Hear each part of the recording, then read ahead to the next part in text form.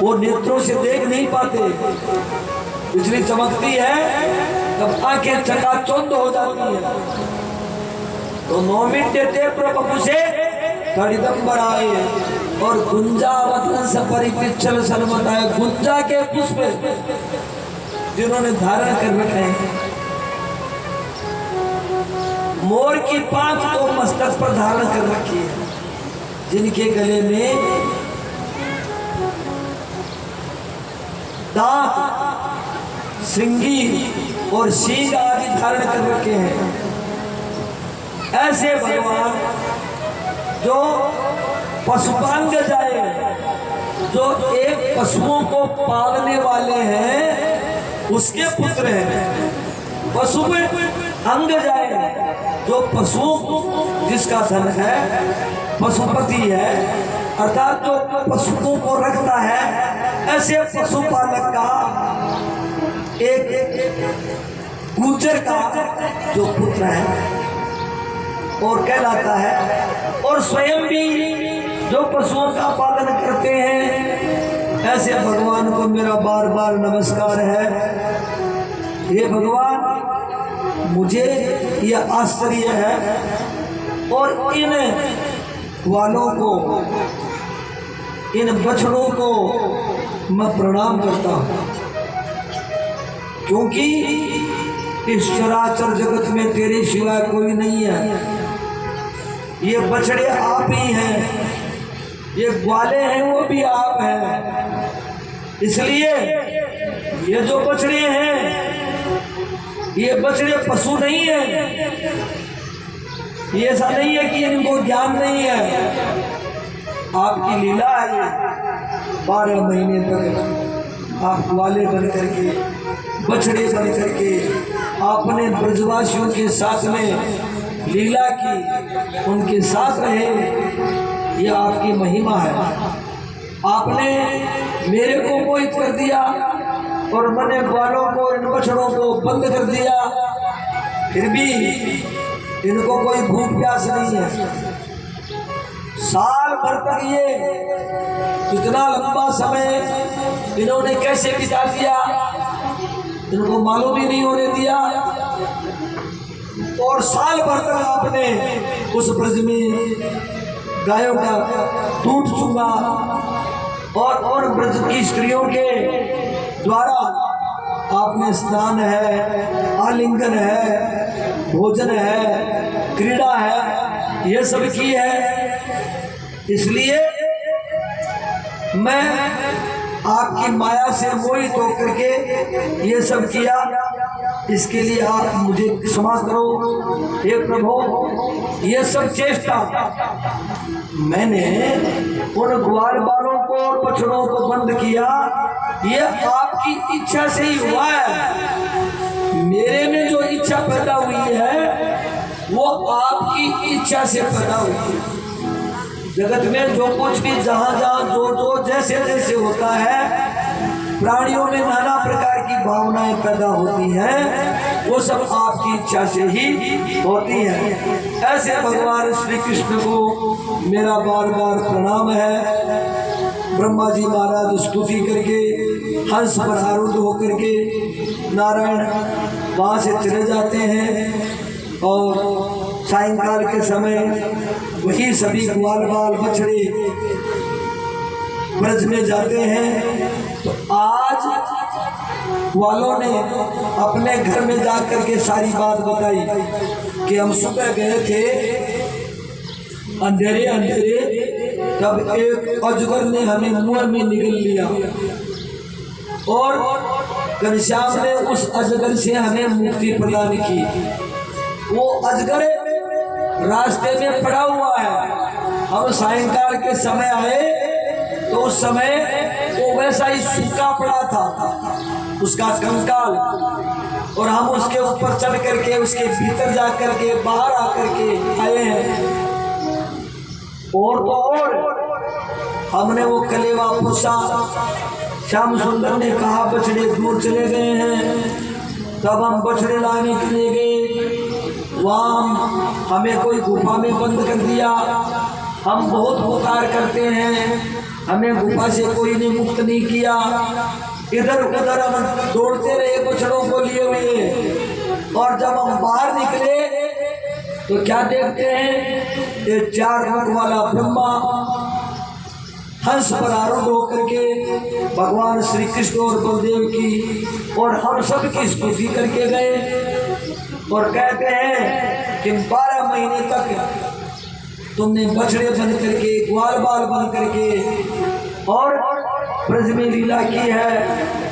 तो सबको आश्चर्य हुआ। जाकर के देखते हैं तो वहाँ अजगर पड़ा हुआ है, वो सूखा हुआ भी है, किसी की दृष्टि उसके पास नहीं पड़ी तक। और सब ब्रज की स्त्रियां मन में पश्चाताप करती हैं कि रे श्याम सुंदर मेरे घर में आए, मैं 12 महीने उसका कलेवा कराया, उसको स्नान आदि करवाया, बछड़े बन करके घनश्याम रहे और उनकी जबाड़ी पकड़ करके मैं उनको रस्सी से बांध करके मैंने कितना अपराध किया। ऐसे विचार करते हैं। लेकिन क्या हुआ, अब उनमें अभ्यास हो गया। 12 महीने तक लगातार अभ्यास होने से उनके मन में ये मालूम हो गया कि मेरा ये घर में जो बछड़ा है, मेरा जो पुत्र है, मेरा जो पति है, मेरा जो सास ससुर है, मेरा जो भाई है, मेरा जो बंधु है, वो सब श्री कृष्ण चंद्रानंद कंद है। घनश्याम केवल अकेले नंद के घर में नहीं है, परंतु ये सब ब्रज में जो कुछ भी है, जहाँ जहाँ है, वो सब श्री कृष्णमय है। और ये नंद का लाला जो श्री कृष्ण है, ये विशेष श्री कृष्ण है, तो श्री कृष्ण की भक्ति में लीन हो जाते हैं। क्या करें, सखियां आपस में बात भी करती हैं, अरे सखी क्या करूं, कुछ काम ही नहीं है, विलोड़ा नहीं करना पड़ता, क्योंकि दूध तो बछड़े चूक जाते हैं। जब बछड़े को दूध चुराती हूँ तो सारा का सारा चूक जाता है, उसको पकड़ करके छुड़ाती हूँ तो क्या करूँ, मुकुंद का मुख आ जाता है। अब घनश्याम के मुख को देख करके मैं छोड़ देती हूँ। ऐसे करके अब मक्खन भी कम हो गया है, करूँ क्या, कुछ समझ में नहीं आता। बालक को भोजन कराती हूँ तो वहाँ बालक न दिख करके वहाँ श्याम सुंदर दिखाई देता है। दूसरी कहती है यही हाल मेरा है, ऐसी दुर्दशा हो गई। अब क्या हुआ,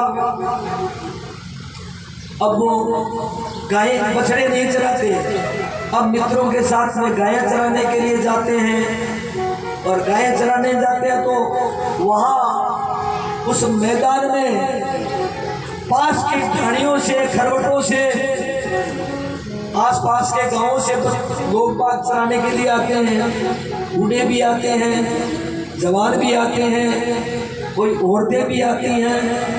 सब क्या करते हैं, श्याम सुंदर के कारण अच्छी बरसात होती है, खूब घास है, गायें चर करके बैठ जाती हैं, सब खेलते हैं। कोई काई का खेल है, कोई रसड़ी खेल है, कोई कुछ करता है। अब खेलते हैं, कूदते हैं, नाचते हैं, भूख लग जाती है तो कलेवा लाने के लिए बारी बांध रखी है। इस मोहल्ले का कलेवा तुम लेकर के आओगे। दूसरे दिन ऐसे बारी बांध दी तो 10-10, 20-20 करके एक साथ में कलेवा लेकर के आते हैं। ऐसे कलेवा लेने के लिए कोई चले जाते हैं, लेकिन भूख तो लग जाती है। एक दिन एक सखो मित्रों ने कहा श्याम सुंदर कलेवा लाने के लिए गया है, वो कलेवा करने के बावजूद भी भूख लग जाती है, बच्चों को भूख ज्यादा लगती है। कलेवा तो कर लिया लेकिन भूख लग रही है यार, क्या खाएं, कुछ खाने के लिए नहीं है। अभी तक खेतों में ककड़ी है, मतीरे हैं, ये भी तैयार नहीं हुए हैं, क्या किया जाए। तो भगवान श्री कृष्ण कहते हैं हमारी गायें आराम से बैठी है, तुम मेरे साथ हो। सब मित्रों को साथ में ले लेते हैं। ब्रज की स्त्रियों के कोई काम नहीं है।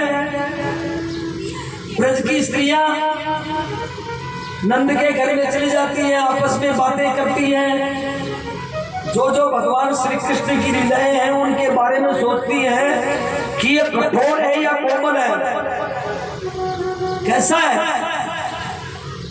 इसने तृणावर्त का कैसे वध कर दिया। एक तृणावर्त का नाम का राक्षस था, वो भगुड़िया बन करके आया, माता यशोदा भगवान श्री कृष्ण को गोद में लिए हुए हैं। अचानक भगवान श्री कृष्ण का भार हुआ, उसको नीचे उतार दिया, वो उड़ा करके भगवान श्री कृष्ण को ले गया, ऊपर ले गया, लेकिन घनश्याम ने उसके कंठ मोच दिए और कंठों को मोचने से वो गत प्राण होकर के गिर पड़ा। देखते हैं तो वहां वो तृणावर्त नाम का राक्षस गिरा हुआ पड़ा है। सब आश्चर्य को प्राप्त करते हैं, तो शक्तासुर है, अघासुर है, तृणावर्त है, उनके बारे में सोचते हैं और कैसे वो दूध पान करते हैं, कैसे लीला माधुर्य करते हैं, उनके बारे में सोचती हैं। पुरुष आपस में बैठ करके बात करते हैं, औरतें एक जगह बैठ करके बातें करती हैं, मंगलगान करती हैं, अपने इष्ट देवों को मनाती हैं कि ये हमें सदा शाश्वत मिले, ऐसे सब विचार कर रही हैं। तो एक दिन क्या हुआ, घनश्याम किसी के घर में चले गए जा करके, और उसका घर में जितना भी इकट्ठा किया हुआ घृत था, मक्खन था, छूटिया था, सब खा करके आ गए, बर्तनों को फोड़ दिया। तो ये सब धूम मच गई। तो कोई पकड़ करके उसको बताती है, कोई बता भी देती है। तो एक सखी है, वो चुरा करके खा पी करके बाहर निकले हैं। तो एक सखी है, वो मनसुखा की बहू है, वो कहती है ये अच्छी बात है क्या तुम्हारी, किसी के घर में घुसना, उसके मटके फोड़ देना, इकट्ठा किया हुआ मक्खन मही खा जाना, दही भी नहीं छोड़ते। कोई ऊपर रखती है तो उखड़ रख करके, उखड़ नहीं आया, उखड़ पर उखड़ रख लेते हैं, उसके बाद में भी नहीं पहुंचे तो मित्र खड़े हो जाते हैं, उसके ऊपर खड़े होकर के उस मटके को फोड़ते हैं, उसमें से निकलता खुद खाता है और नीचे कीच हो जाता है। ऐसा करते हैं, जोर जोर करके मटके में तो मक्खन और दही खाते हैं। वो ब्रज की स्त्री अभी नई नवेली आई है, अभी उसका मुकलावा हुआ है, वो बोलती है कि घर घर करना ये अच्छा नहीं है। भगवान श्री कृष्ण कहते हैं तुम्हारे पास क्या कुछ हो तो हम तुम्हारे घर में भी आ सकते हैं। बोले मेरे घर में आओगे ना तो दो आंख तो आंखें हैं और दो बुद्धि में और कर दूंगी। मैं कोई साधारण नहीं हूँ, मैं घराने की लड़की हूँ, मैं ध्यान रखती हूँ। मेरे सास और ससुर अभी तीर्थ यात्रा में गए हुए हैं, मैं अपने घर की स्वयं रखवाली रखती हूँ, मैं इधर उधर नहीं जाती। अच्छा ऐसी बात है, तो फिर भाभी कल अपने ध्यान रखना, तुम्हारे मक्खन का और मही का कल हम आएंगे, दोपहर बाद में आ रहे हैं। आओ तो आओगे तब देखूंगी, हाथ पैर ठिकाने लगा दूंगी, मैं कोई साधारण नहीं हूँ। बोल तो ठीक है कल आ रहे हैं। उसने सोचा ये कह रहा है आ थोड़ी जाएगा, मैं पूरा ध्यान रखती हूँ, मेरे घर में ये नहीं आ सकता। वो मनुष्य की बहू थी, मनुष्य का भगवान श्री कृष्ण का बहुत ही प्यारा मित्र है। उस दिन दूसरे दिन मनुष्य को कहा तुम एक काम करो मित्रों, तुम कलेवा लाने के लिए जाओ, आज तुम्हारी बारी है, तुम सबके घर में जाकर के कलेवा ले आओ। वो कलेवा लेने के लिए चला गया दूसरों के घर में, और भगवान श्री कृष्ण अपने मित्रों को साथ में लेकर के और मनसुखा के घर में ही चढ़ाई कर दी। वो बेचारी सोच रही थी आएगा थोड़ी, वो कहीं घर के एक कोने में अपना काम कर रही थी, अचानक घुस गए और मटकों को फोड़ दिया और खा रहे हैं। आवाज सुन करके उसने देखा क्या बात है, कोई बंदर आ गए क्या। आगे देखते हैं तो घर का कपाट बंद कर लिया उसने, घनश्याम ने। और बाहर खड़े हो गए आकर के, बोल देख हम आ गए तुम्हारे यहाँ मक्खन खाने के लिए। भगवान श्री कृष्ण कभी इधर होते हैं कभी उधर होते हैं। अचानक अपने मित्रों को अपने हाथ से इशारा करते हैं कि तुम निकल करके भाग जाओ, नहीं तो कुछ ज्यादा गड़बड़ हो जाएगी। वो उतने सारे के सारे मित्र जब बाहर निकल के भागते हैं तब तो उस ब्रज की स्त्री को बड़ा दुख हुआ। उसने घर में देखा सारा कीच कर दिया है, मटके फोड़ दिए हैं। उसको क्रोध आया, उसने कहा तुमने मेरे साथ में अच्छा नहीं किया श्याम सुंदर। उसका हाथ पकड़ लिया, मैं नंदरानी के पास लेकर के जाऊंगी। भगवान कहते हैं हाथ पकड़ दियो तो ठीक से पकड़ो। देखो तुम्हारे हाथ कोई औरत का हाथ नहीं है, विधाता ने क्या पता तुम्हें कैसी बनाई है। तुम्हारे हृदय में कोई प्रकार का प्रेम नहीं है और नहीं तुम्हारा हाथ है, ये भी बहुत कठोर है। देख कहीं अगर अंगुलियों का निशान हो गया ना तो फिर जान बचाना मुश्किल हो जाएगा। देखो सखी ऐसा मत करो, ठीक से पकड़ो। ऐसे हाथ को जोर से पकड़ती हो, तुम्हें मालूम नहीं है मैं कितना, मेरा अंग कितना कोमल है। सखी कहती है तुम कितने कोमल हो और कितने कठोर हो, इसके बारे में तो लोग बार बार चिंतन करते हैं, लेकिन तुम कोमल तो नहीं हो, तुम बड़े कठोर हो। तुम्हें दया नहीं आती। मेरे घर में सास और ससुर है नहीं, मुझको घर की रखवाली छोड़ करके गए थे। अब तुमने कितना नुकसान किया है। कोई भी भांड तुमने ठीक से नहीं रहने दिया, सबको फोड़ डाला। अब मैं क्या करूंगी। मैं तुम्हारे साथ में ये तुम जो मधुर मधुर वाणी से मुझे फंसाने की चेष्टा करते हो वो नहीं है। मैं तुम्हें नंदरानी के पास लेकर के जाऊंगा, पकड़ करके हाथ बोल दो आराम से चलो, मैं चल देता हूँ। उस दिन गांव में एक भांड आया हुआ था। वो भांड कोई अपना एक रूप बना करके गांव में फिर रहा था। कई बच्चे भी उसके पीछे हो रहे थे। भगवान श्री कृष्ण का आनंद कंदे उस ब्रज की स्त्री के साथ में, मनसुखा की बहू के साथ में बड़े प्रेम से चल रहे हैं। हाथ उसने पकड़ रखा है। सामने मनसुखा दिखाई दिया, वो लंबा घूंघट लगा रखा है। क्रोध में वो उसको कुछ दिखाई देता नहीं है। मनसुखा ने दूर से इशारा किया, मित्र क्या बात है, आज कोई ब्रह्मपुरी है ये आयो है, क्या बात है, क्या की है। ना खीर बजना तो और कहीं वो लड्डू उठाता है। बोले आज लड्डू की ब्रह्मपुरी है यार, कलेवा तो बाद में ले चलेंगे, मेरे की तो लड्डू खिला दो। जो मनसुखा को बुला लिया, मनसुखा का हाथ पकड़ करके अपना हाथ छुड़ा करके उस सखी को मनसुखे का हाथ पकड़ा दिया। अब हाथ पकड़ाता ही मनसुखो देखो दाल में देखाड़ो है। अरे राम के वो तो क्यों सी आ किता कुण है। और बार हाथ पकड़ोगे जरा बिकाई बेरो को निकल मैं प्यार दे उसकी है वो देखो के बरो कुण है। अरे राम हर बात जोर से उसका हाथ को पकड़ा। मनसुखा दिल मिला गया, पीछे हटता है, छुड़ाने की चेष्टा करता है। उधर वो सखी उसको घसीटती है।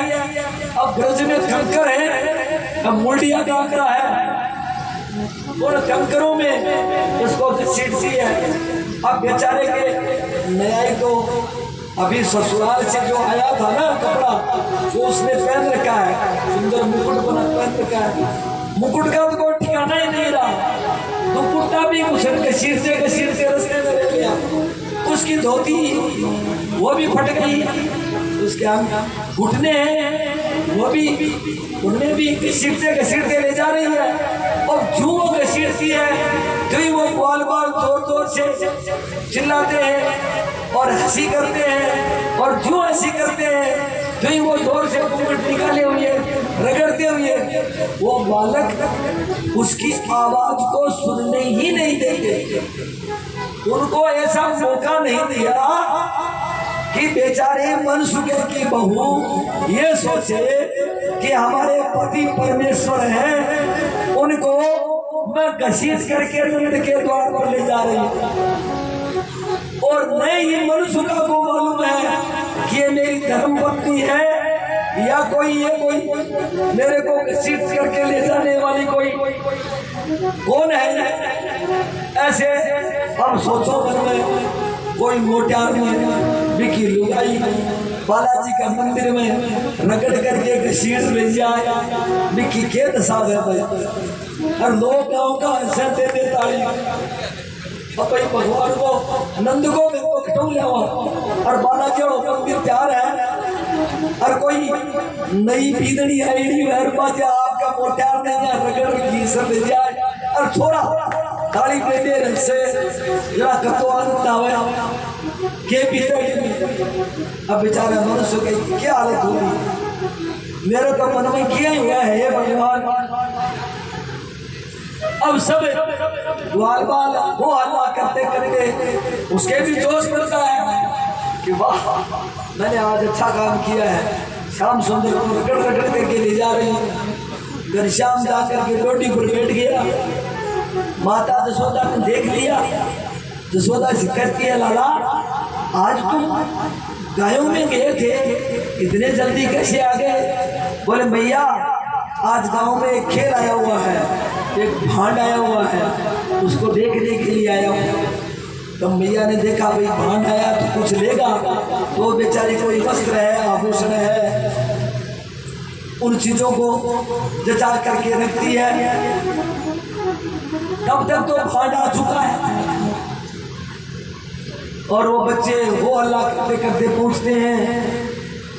माता जसोदा से वो नई नवेली मनसुखा की बहू कहती है ललकार करके जोर से कि देखो मैया या अपने ब्रज में जो माखन का चोर है ना उसको आज मैंने रंगों हाथे पकड़ा है।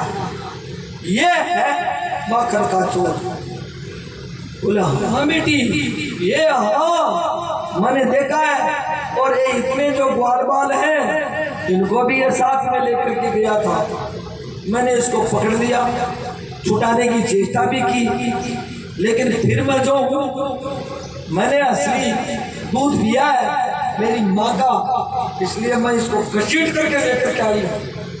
आज तो इसको समझा देना, आगे के बाद में अगर ऐसा काम किया तो हाथ पांव नहीं रहेंगे। देखो भैया मैं ठीक कर देती हूँ, मैं घराने की लड़की हूँ, मैं ऐसी वैसी नहीं हूँ। मेरे घर में कैसे घुसाई है? क्या औकात है इसकी? मेरी सास के दादी सास के रखे हुए मटके हैं मक्खन के भरे हुए, उनको फोड़ दिया खा गया। तुम्हारे घर में खाने के लिए कुछ नहीं है क्या? क्यों गया मेरे घर में? ऐसे पुकारती है। आपका बेटा है ठीक से खो इसको, बेटा तो उसी का है, मनुष्य भी उसी का बेटा। अब वो इतना ललकार ललकार करके बोलती है, यशोदा की बात सुनती नहीं है। मनुष्य घायल हुआ पड़ा है बेचारा, वो अपने पति की तरफ भी नहीं देखती है। क्रोध करते करते वो शांत नहीं होती, उसको रोकती है। बेटा ऐसा नहीं करते, अपने पति के बारे में अगर पति मूर्ख हो, चोर हो, लुटेरा हो तो भी ऐसा थोड़ी कहते। पति तो परमेश्वर होता है। पुत्री तुम्हें ऐसे कैसे संस्कार हुए? अभी अभी शादी हुई है और अभी मुकलावा हुआ है। देख तुम अपने पति की कैसी दुर्दशा करके लाई हो। अब पति का नाम लिया और क्रोध आया। तुम अपने बेटे को और मेरा पति बताती हो। मैया तुम्हें होश नहीं है? मैं ऐसी वैसी थोड़ी हूँ, मैं अपने पति को परमेश्वर मानती हूँ। मैं अपने पति को भोजन करा करके करती हूँ।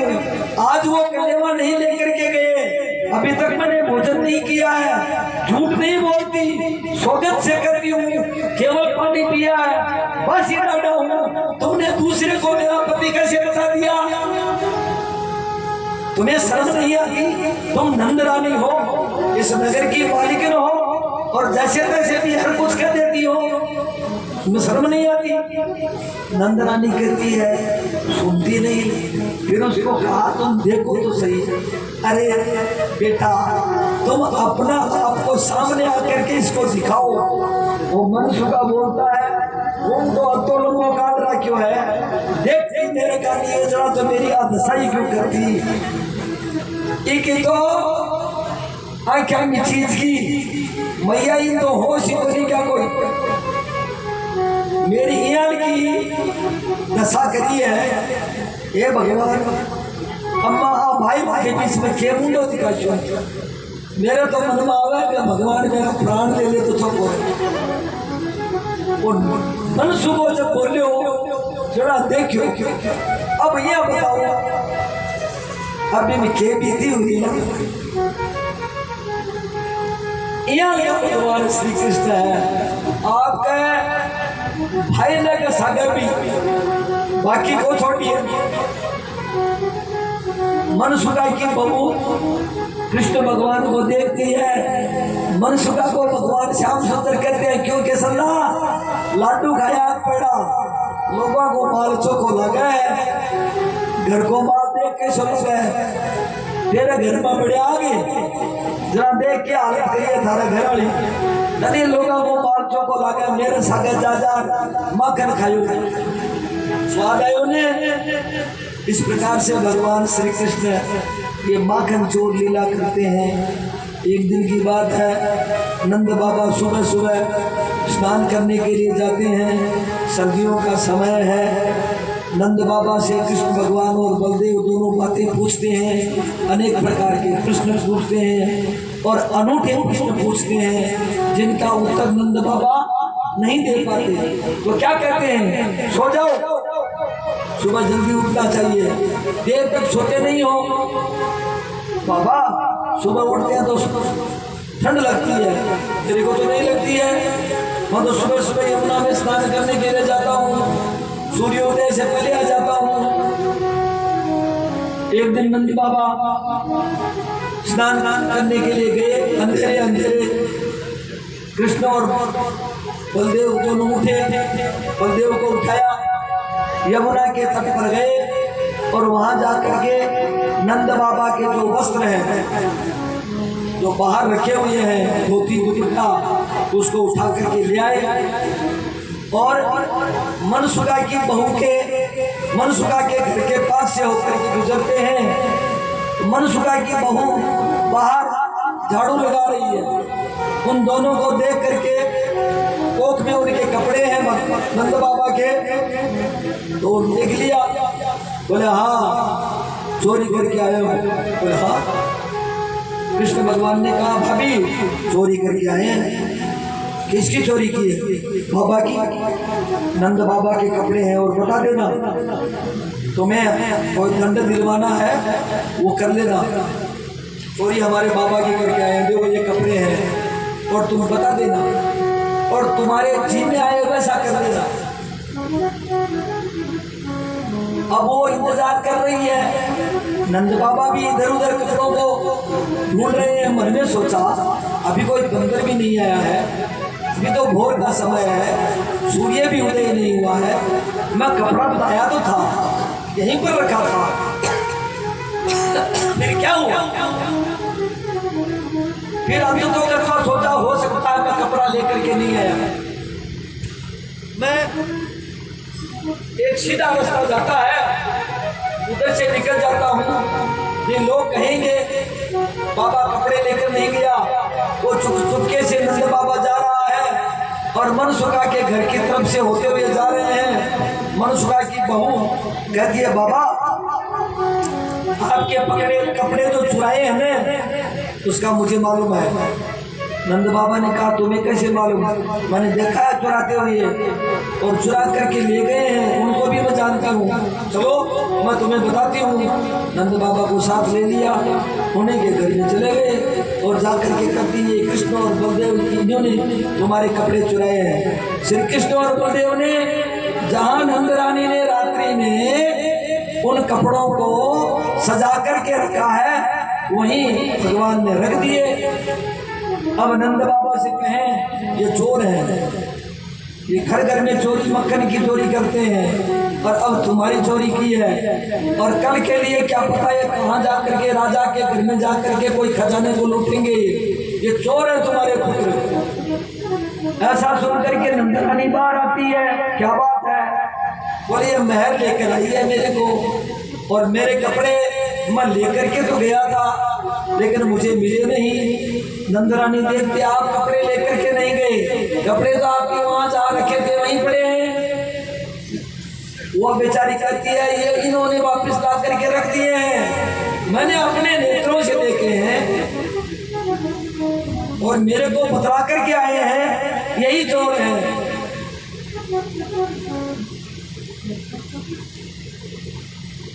नंद रानी क्या कहती है, बेटा ये तेरा दोष नहीं है, ये सारे ब्रज में श्री कृष्ण का दोष व्याप्त है। मेरे लाला को कोई कहती है बछड़ा मेरा तुम्हारा कृष्ण हो गया, कोई कहता है तुम्हारा मेरा बालक है उसमें भी तुम्हारा कृष्ण दिखाई देता है, तो ये कोई तुम्हारे भी कोई कृष्ण रोग लग गया है और इसलिए तुम्हें कोई भी दिखता उसमें श्री कृष्ण ही दिखाई देते हैं। तो मेरे को क्यों दिखाई देते हैं? मेरे को तो नहीं दिखाई देते, मैंने देखा है। नंद बाबा को कहा कल अपने पति को लेकर के आई थी, बेचारे को मन सुखा को घसीट करके ले आई, उसके हाथ पांव में कंकर पत्थर चुभ गए और बड़ी परेशान हुई। इस प्रकार से इसका कोई ये नहीं है, ये पागल है, ये है पागल है, इसका ध्यान मत करो। कोई ब्रज की स्त्रियां एक बार सारी ब्रज की स्त्रियों ने सोचा इस चोर को तो पकड़ना चाहिए और इसके रंगे हाथों ले जाना चाहिए। तो एक बार श्याम सुंदर को बहुत सारी स्त्रियां, घनश्याम का मुख में भी मक्खन लगा हुआ है, हाथ में भी मक्खन लगा हुआ है, ब्रज के बालकों को भी ले लिया और घनश्याम को लेकर के गई और देखो इसने मेरे घर में कोई मटका मक्खन का कोई अछूता नहीं छोड़ा है और इसने मेरे घर की बड़ी दुर्दशा की है। तब क्या हुआ, श्याम सुंदर चुपचाप बैठे हैं और मैया जब पूछती है तो घनश्याम कहते हैं मैया तुम किसका विश्वास कर रहे, तुम जानती नहीं मेरे को ये सब ने मिलकर के कहा तुम हमारे सामने नाचो, तो नाचने लगे, नाचता रहा, अब मैं थक गया तो मुझे मारा, इन्होंने पिटाई की और इतना ही नहीं दे मेरी बंशी तोड़ दी, मेरी लकड़ी तोड़ दी, मेरा दुपट्टा फाड़ दिया।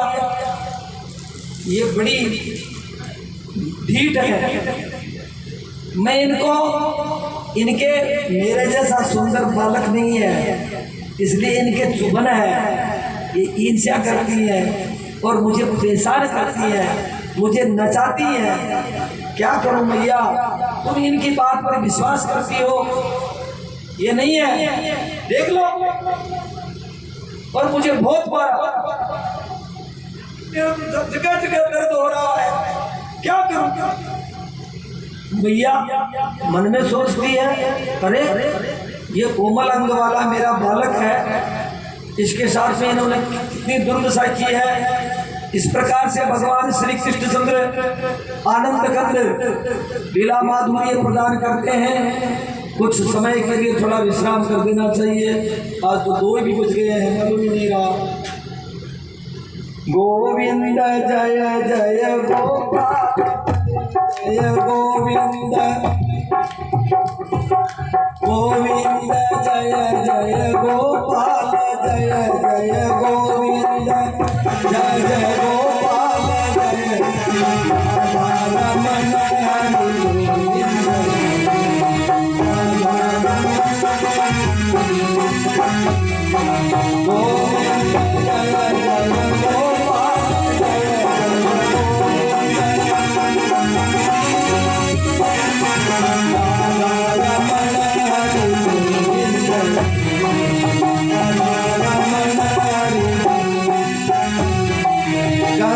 की जय जय यमुना की जय जय गंगा की जय जय यमुना की जय जय सरस्वती त्रिवेणी सरस्वती त्रिवेणी की जय जय गोविंद जय जय गोपाल जय जय गोविंद जय जय गोपाल जय जय राधा रमण हरि गोविंद राधा रमण हरि गोविंद जय जय गंगा की जय जय जमुना की जय जय गंगा की जय जय यमुना की जय जय सरस्वती त्रिवेणी सरस्वती त्रिवेणी की जय जय ब्रह्मा की जय जय विष्णु की जय जय ब्रह्मा की जय जय विष्णु की जय जय उमापति शिव शंकर की उमापति शिव शंकर की जय जय गोविंद जय जय गोपाल जय जय गोविंद जय जय गोपाल जय जय राधा रमण हरि गोविंद जय श्री राधा रमण हरि गोविंद जय जय हरि लाल की जय श्री भागवत भगवान की जय श्री बालाजी महाराज की जय श्री मोहनदास जी महाराज की जय कानी दादी जी की जय सच्चे दरबार की जय श्री सुखदेव जी महाराज की जय 15-20 मिनट को विश्राम में